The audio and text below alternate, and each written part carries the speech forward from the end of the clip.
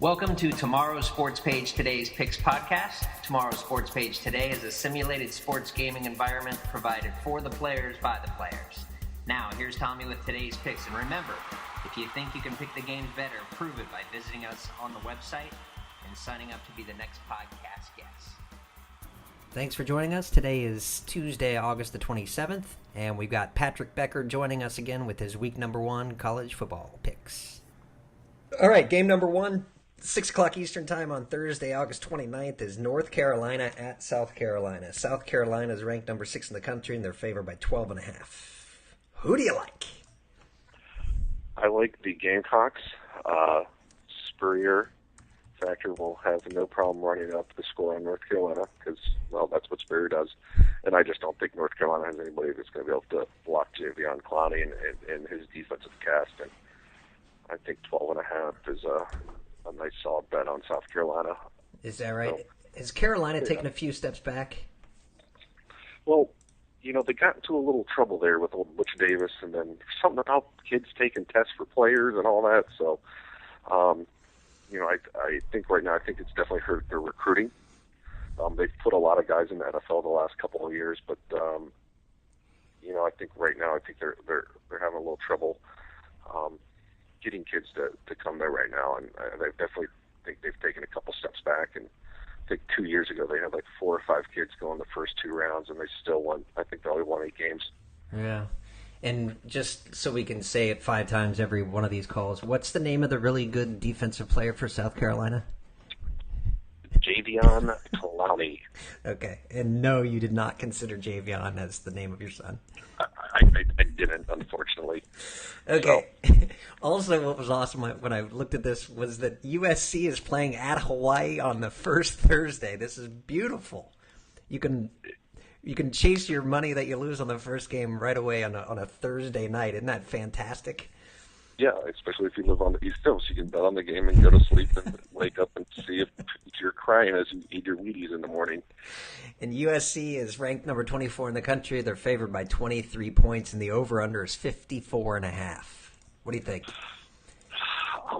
You know, I know they're playing at the Island, but USC has a lot of talent.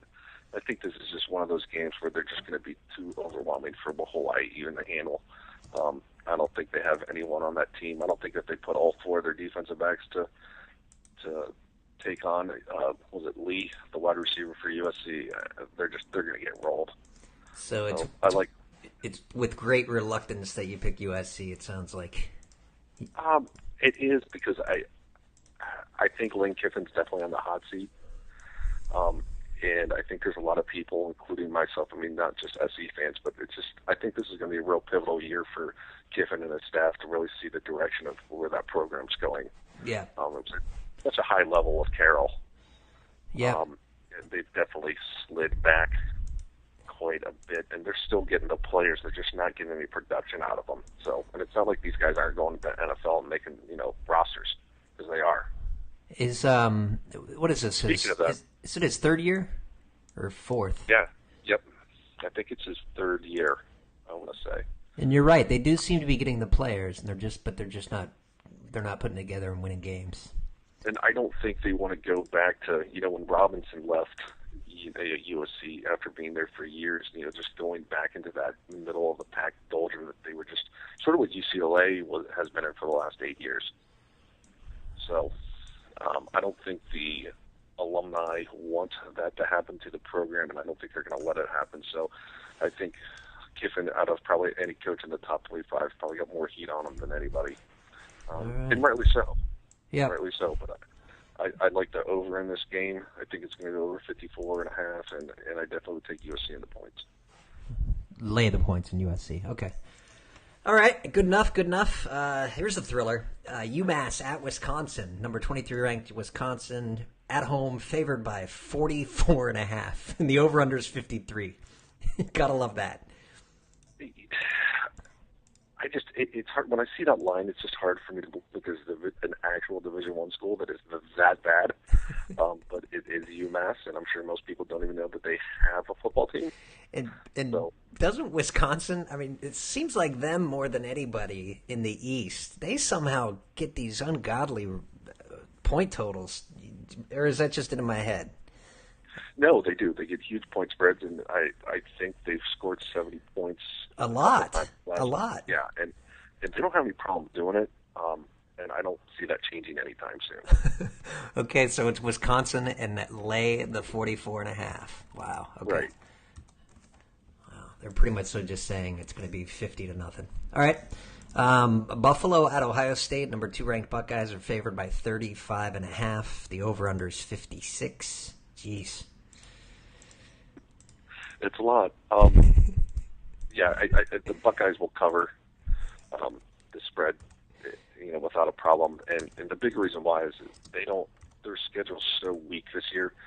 He doesn't have the choice. He has to make a statement every single week. And I think Urban Meyer is one of those guys that, I think he knows he has a good team, and I think he wants to show people just how good Ohio State really is. So I don't think 35, they'll lay the 35.5, and I don't foresee them not covering that at all. Their backup, Ohio State's twos could beat Buffalo by 20. Wow. So, Okay. So far, it's nothing but chalk, Pat. All favorites. Toledo at Florida. Florida is number 10 in the country, and they're favored by 23.5. Actually, I think Toledo's going to cover the 23.5. Toledo. They've always been kind of on the cusp of a decent team the last few years, haven't they?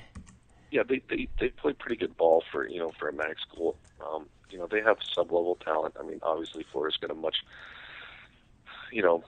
lot more highly, talented recruits on their team, and I'm sure the coaching staff, their Florida's assistant coordinator probably makes more than the entire Toledo staff combined together. But needless to say, I think this is one of those catch games. I don't think it's going to be a catch game. I don't see Florida losing this game, but I don't think they're going to cover the 23.5. I think Toledo will hang in there with them for probably 3 quarters, and then they'll start to wear down. But I see this as like a 17, 18-point win for the Gators. Something like 35-20 or 40-24, something like that.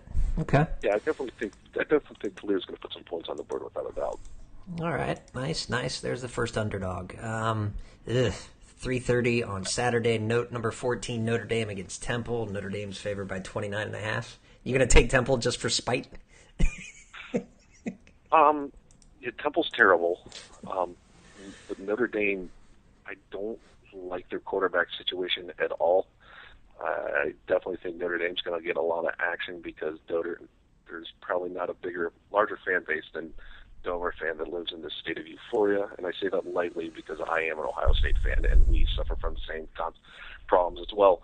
But I think the Domers, I don't see them covering 30. Really? I really don't. So Temple? I like Temple. I don't think that Notre Dame's offense last year wasn't that dynamic. They lost their starting quarterback, and I don't really foresee them really getting that much better than last year. So. Temple it is. All right. Central Michigan at Michigan. Michigan's number 17 in the country, and they're favored by 31.5. I like the Wolverines to cover this game. I think they're in this sort of the very same similar situation that the Buckeyes are, and they have to make a statement. And there's Gardner, the quarterback for Michigan. There's no one on the field from Central Michigan that's going to be able to stay with that kid. He's way too dynamic of a football player, and I think he's going to just wreak havoc. This is going to be his first really full year of starting. He's definitely going to, I think they're going to keep him in there probably a little bit longer than they really need to just to get him some, live reps. And I think that will equal into, covering the, go ahead and take Michigan and lay the 31.5. Wow. All right. Mississippi State at Oklahoma State. 3:30 on Saturday. I forget what Oklahoma State, what are they ranked, like 9th? I didn't write it down. Anyway, OK State's favored by 13 against Mississippi State. Strange game to start a year. Is that an SEC team against the... Yeah. Huh. Big 12 team. That's a pretty decent matchup. It is. It's a nice 3:30 game, and I think that it's going to be I think it'll be a lot closer than, well, not a lot closer, but I like Mississippi State to cover the 13. I don't think that Oklahoma State is 13 points better than Mississippi State. The SEC factor alone gives them 4 points against a Big 12 school. So I like Mississippi State in this game. Yeah, and they just